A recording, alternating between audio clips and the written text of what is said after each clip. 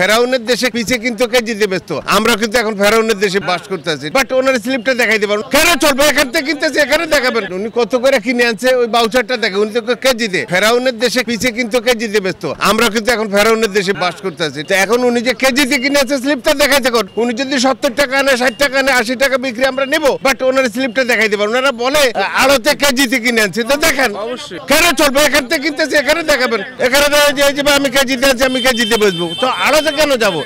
ওইটা এই কথাটা ভুল কথা, মিথ্যা কথা বলেন না। বাউচার দেয় নাই, ওনারা বাউচার দিয়ে আনেও নাই, ওনারা পিছে কিনে আনছে, বেচতেছে কেজি।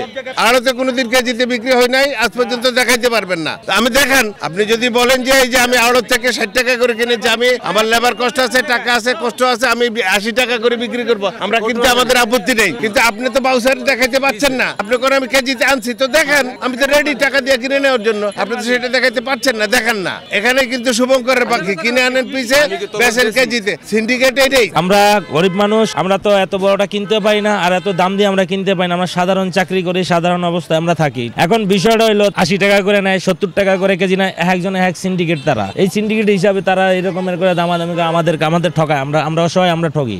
একটু আগে তরমুজটা ওজন দিলেন, হ্যাঁ, ক্রেতা হিসেবে আসছে 705 টাকা দাম হয়েছে। এই তরমুজের দাম এখন 661 টাকা হয়ে গিয়েছে। পাল্লায় সমস্যা ক্লিয়ার করতে আমি তো এটা তো মাপ দিছি আপনার সামনে, এটা নাকি আবার মাপ দেন।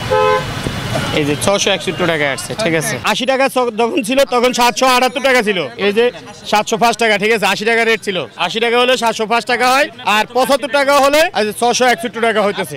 আমাকে 75 টাকা হিসাব করে আমি তো প্রথম একটু বলেন।